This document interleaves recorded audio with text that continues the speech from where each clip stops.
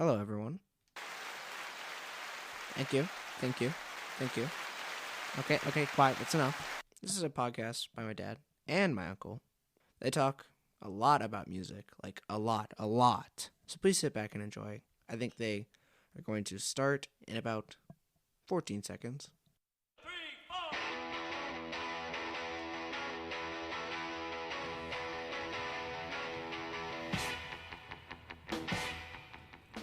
Hi there, welcome to another edition of BG's Broken Records. My name is Bob. I'm Gare. And we are here, we are in what people would call a pole barn. Right. So we're hiding from everybody in Metro Detroit. Nobody knows we're here. Can't find us.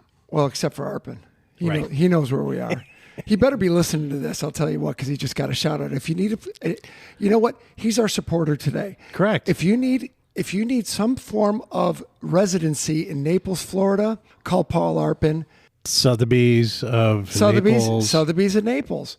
just sold the most expensive piece of real estate last year in Naples. According to which magazine? Forbes? Forbes. Forbes, yeah. Yeah. So if you need a place down in Naples, you call Paul Arpin at Sotheby's in Naples. He'll take care of you, talk cars, and you'll really get along. 100%. There we go. So there's our supporter for the day. Now, so we're in a pole barn. So if you hear a train go by, excuse us. If you hear music in the background, just know that we're not playing anything, so do not report us to any music cops because it's cars going by with loud stereos. Could be some of the neighbors, and they like their music so much they want you to hear it. You know, these kids in the 70s, they're crazy. Smoke on the water. Right. If you hear background noises, that's our deal. So I have a couple of things that I want to bring up. One is I want to show Gary that picture. So the last episode, I think it was the last episode or the episode before, I talked about Kurt Cobain's guitar from a 93 tour that was smashed and sold for 486,000 pounds. So that is probably add another $100,000 to that. Jeez, So look at that thing with the duct duct tape. Duct tape holding it together. I don't think there's any strings on it. Fender Mustang 1973. That thing is beat to hell. Yeah, he did it Paul Stanley over his head with it. Oh, okay. All right. I respect that. Yeah. Okay. Okay.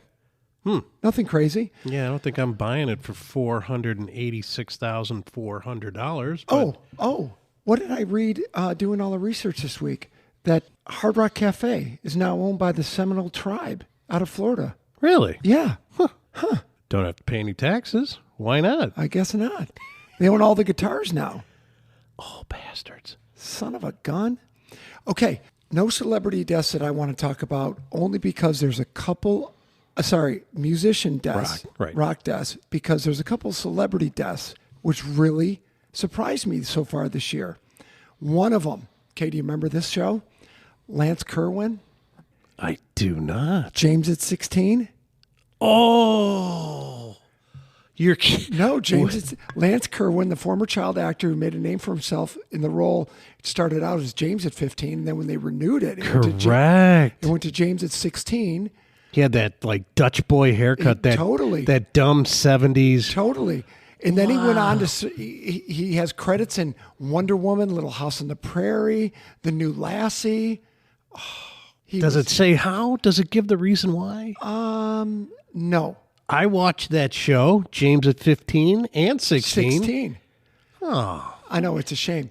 What about this guy, Yoshio Yoda from McHale's Navy? Now I'll skip him. Okay, from McHale's Navy, skipping him. Where's the other one? Robbie Knievel we know about. Priscilla Presley we know about. Or Lisa. Lisa Marie Presley, Robbie Bachman. They said that Lisa Marie Presley spent $100 million in 25 years. Just blew it on everything. Besides her, drugs and all that, but houses and cars and clothes and $100 million in 25 years. Wow. Yeah. That's hard. Yeah, no kidding. Right. Okay, here's the other one. You ready? Yes. Adam Rich. Oh, yeah. Adam Rich, true. Who played Nicholas on 8 is Enough. Cute kid. Died at 54. I mean, the kid's younger than us. I don't think they said how he died. But then he went on to star in Chips and Fantasy Island and Dungeons and Dragons and Code Red and Baywatch. I I mean, Baywatch, come on, the 8 is Enough family reunion and an 8 is Enough wedding. Whoa. I mean, that is some classic stuff. Now, what was the one that you reminded me of just a second ago, Gare? Wednesday from the Addams Family. I don't know her real name. I'm going to find it right now. She was 63, I believe, and died from cigarette smoking and hypertension. Which you probably get from... The silent killer, Bob. Yep. Hypertension. I can't remember what her name is, but Wednesday? Yeah. Okay. Yeah, okay. All right. Okay, so that's our intro stuff. I'm gonna lean away for a second because I've got something to give Gare. Hold on. You talk. Okay. Should I introduce? Well, I will say this. We got Okay, we're back. Dude. Oh. Look at those. Look at those. Rolling Stones rock and roll socks. Oh, dude. Okay, so here's a backstory on this. So I take my young lad to Modern Skate over in Madison Heights, and they've got a really good shop in there, and they've got a ton of clothes. And sometimes there's some things there that pop out to an even old man like me. And there were a pair of socks that said The Clash on them. So one sock said The Clash and the other one was all Japanese writing. And I'm like, wow. So I said, hey, kid, these are for you. Oh, who's The Clash? You'll learn. So you sat him down and had a half-hour conversation. Well, we spun all 4 sides of London Calling, right? Not Sandinista. No, Jesus, no. So I gave him the socks and he started wearing them. And I started to get jealous. So I went in and bought myself a pair. Nice. And they're pretty comfy. So I found the name of the manufacturer. Gare, we've got to make sure we don't wear the same socks the same day because I just took off my Some Girls socks and threw them in the dirty laundry today. Dude, I've got a pair from the album cover Some Girls 1978 Rolling Stones, and then I don't know what that is. This is just, I don't know, looks like a hodgepodge. It's kind of white and black with Mick, and dude, these are awesome. They're pretty good. Thank you. Hey, I still wear the lips and tongue ones that you got me all the time. Oh, I don't know where mine are. I think the other kid took them. Okay. Very sweet. Thank you. You're very welcome. That's all I've got. Today, we're going to dive into a very touchy subject. I'm pissed already, but go ahead. It's the third rail of rock and roll. Nobody talks about it because if you touch it, you're going to go. Good point. You're going to die. Gare, what is it? The history of the Rock and Roll Hall of Fame. And as we've said on so many of our previous podcasts, first of all, what is rock and why is Madonna in there? We'll lead with that because Madonna's in there, yet Kiss didn't get in until 2014. There's so many people that aren't in there. And the whole concept, after I read this article and we're going to talk about it, I'm pissed. I'm going to back up a second here. I know I shouldn't do this, but I'm going to read from grunge.com, and I'm going to read a lot of stuff verbatim. And I hope you guys out there who are listening don't mind. But just me taking notes, I would have written down the same stuff because this grunge.com this is awesome. Here we go. In the early 80s, it was obvious that rock and roll was here to stay.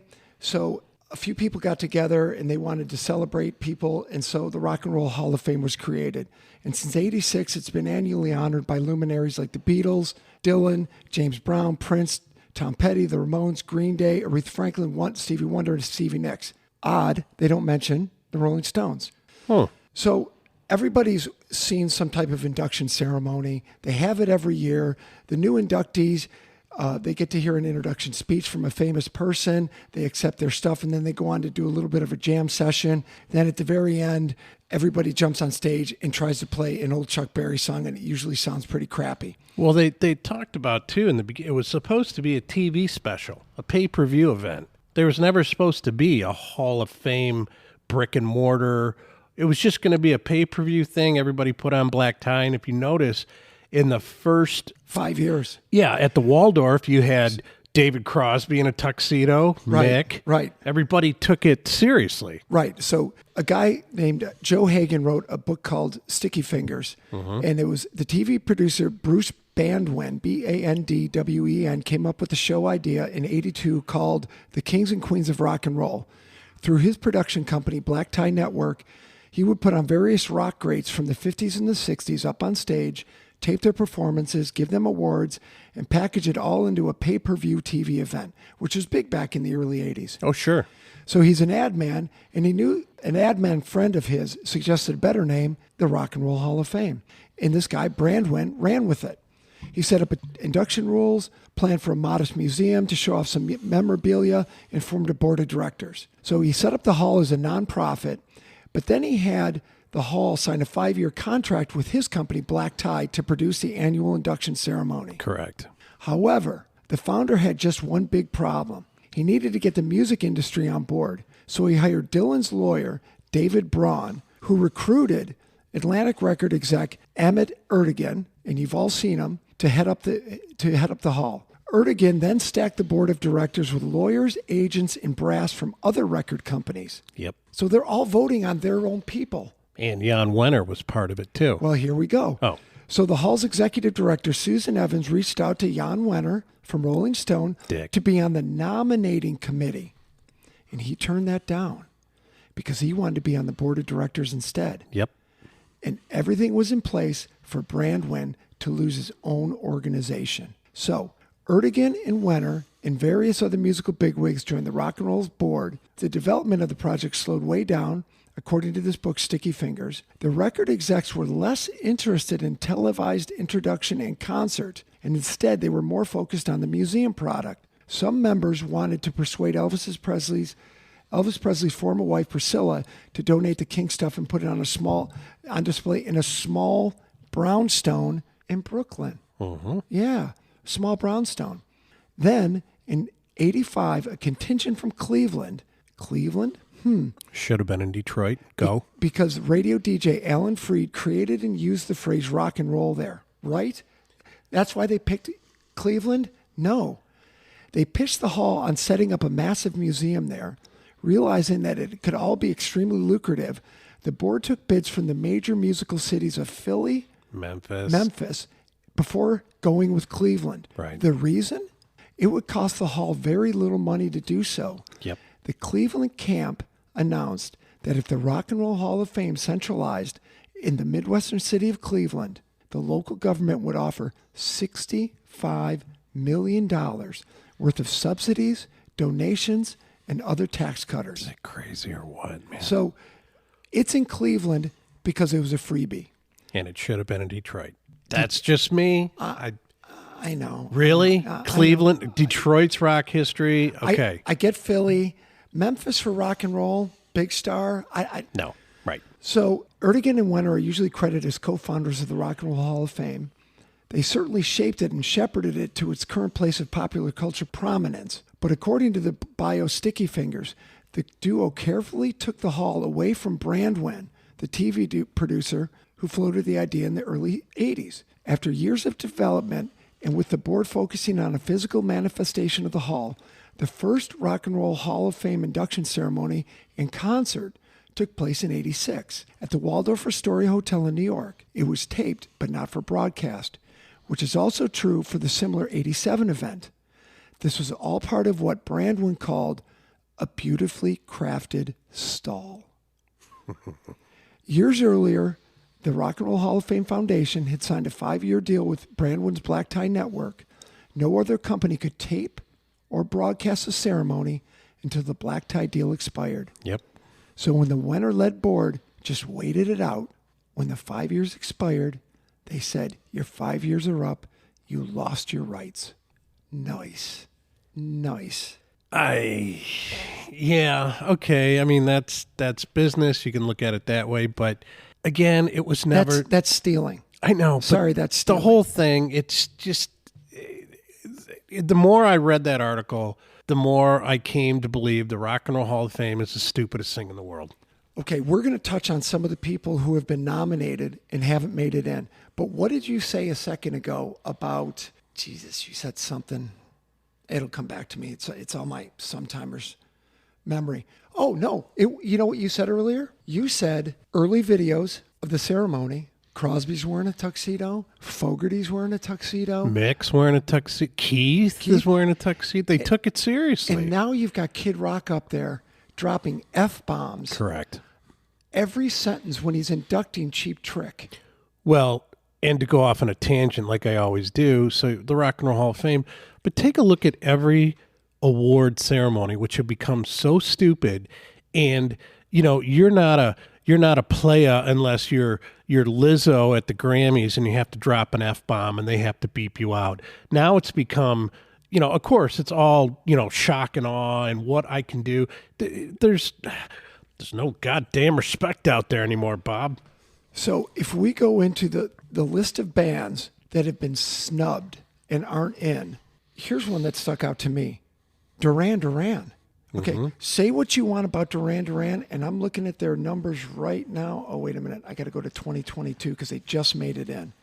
No Motley Crue, no Tull, no Smiths, but Madonna's in. Okay. I'm going to say that 600 more times. I'm going to just mention some of the bands that have been snubbed for over 20 years. So this is 20 years past their first record being released. B-52s, Bad Company, Barry White.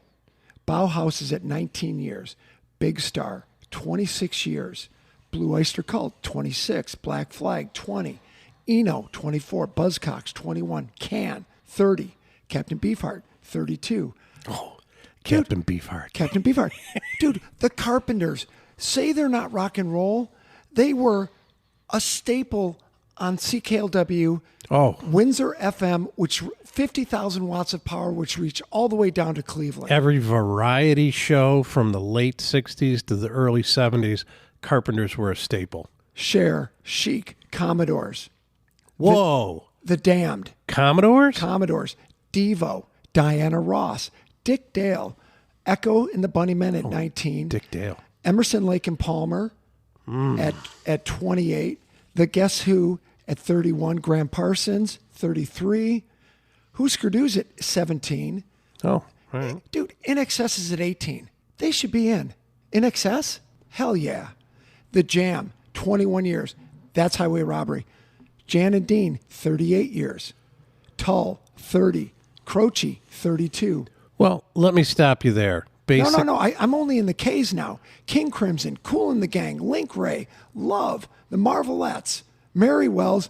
Okay, I'm going to curse right here. The effing MC5 is not in the effing Rock and Roll Hall of Fame. Give me a break. Best T-shirt ever. E = MC5.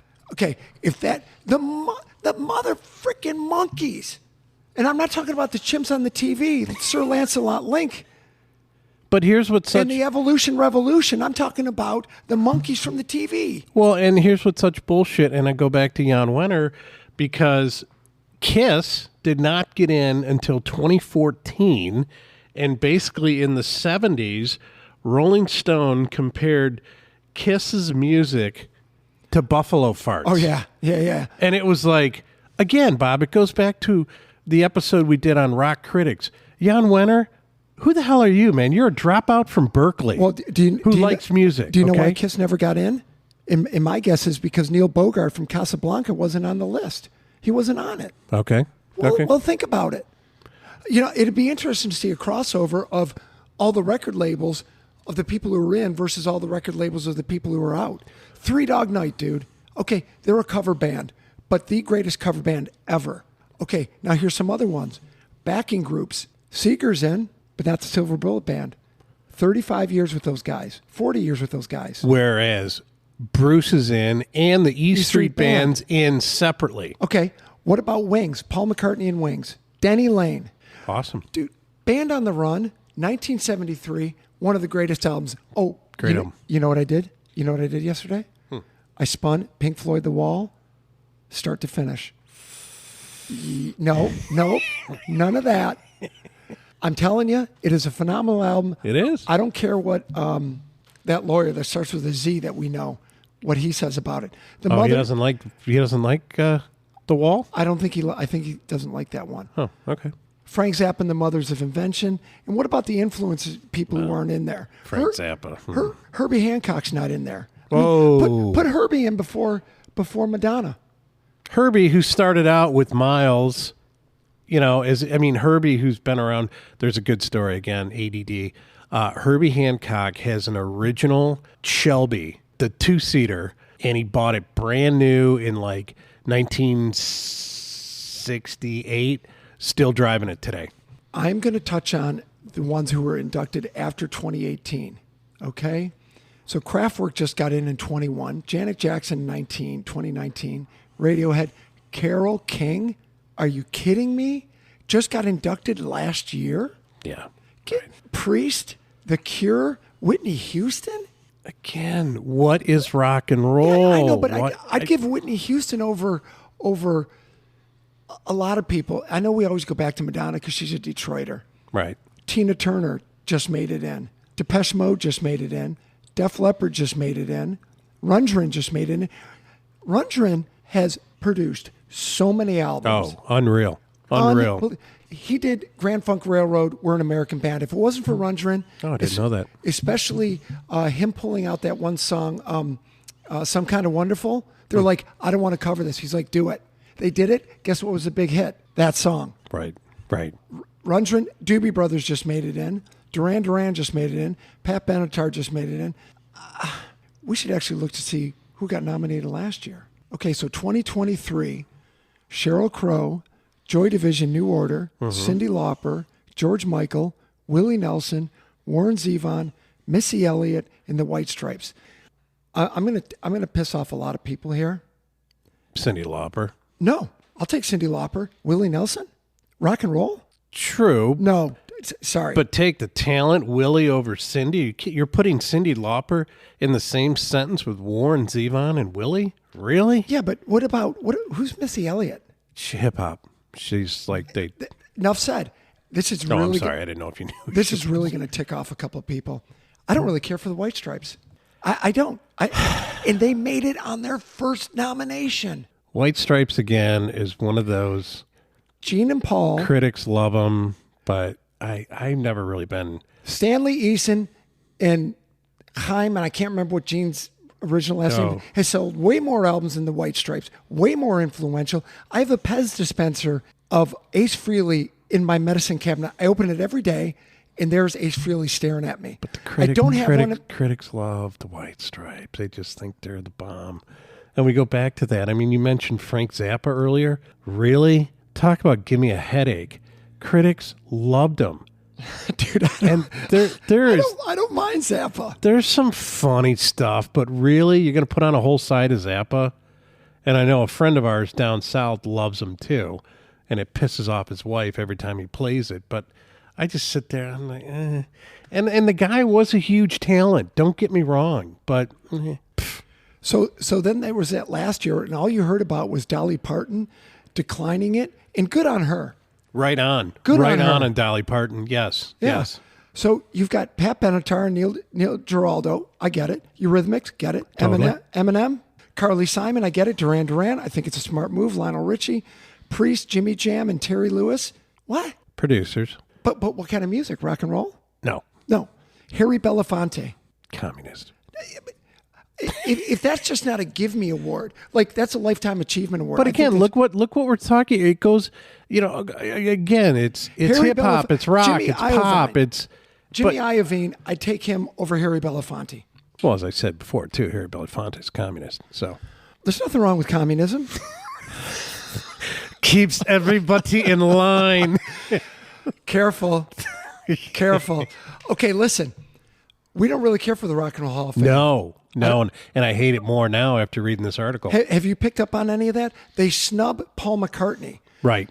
Hey, induct Lennon for us in 94 solo. Correct. Okay, but what about me? Oh, as Jan Wenner says, we have to check with the board. The voting board. We have to check with the Sorry, board. Paul. Yeah. Wait a minute. He had the most successful 70s out of any Beatle, and he got snubbed for 2 or 3 years. Oh, another thing, too, in the article, Steve Miller, when he went off on his rant, which was, I love this. Spot on. So gets inducted, and you go, okay, great. And they go, here's 2 tickets, one for you, one for your wife. Well, wait a minute. What about my band? What about their wives? Yeah, that's fine. $10,000 a piece.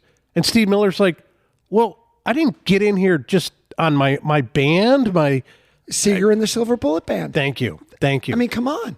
And who inducted Steve Miller? Oh, it was Black Keys. And he wouldn't stop bitching. They were like, It was one of the worst nights of our lives. Oh, It's for the Black Keys. Oh, yeah. When? Yeah, yeah. Okay. Yeah. But that Steve Miller thing was apropos. I thought that was It's a Steve huge Miller was moneymaker. dead on. Dead on. Dead man. on. Yeah. You're not talking about the student of Les Paul when he was growing up. Oh, I think you told me that before. Yeah. Satriani took lessons from Frank Zappa and was in the band. Tom Petty took lessons from Don Felder from the Eagles. Yes, you down told in me that. Jacksonville, Florida, I believe. Guys, you've listened to us rant for 28 minutes. Woo! You also know that there's a couple of 70s TV stars, including Cindy Williams, who are no longer with us. All right. We have to do a little sign of the cross right there. What brewery did they work at, Bob? Shots Brewery. Thank you. Right. Shots and Pepper Corporate, Great. whatever it is. Hey, guys, we're getting some great numbers.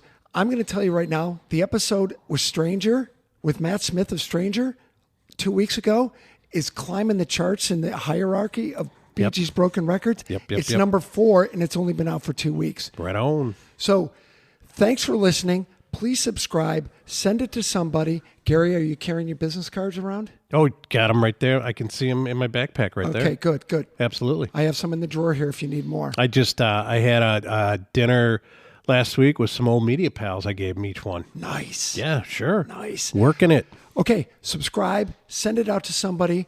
Stay tuned because we're going to have a web page. What? Yeah. This is the first I've been told about this. Well, you didn't know we were in season 2 until we were in season 2. Right?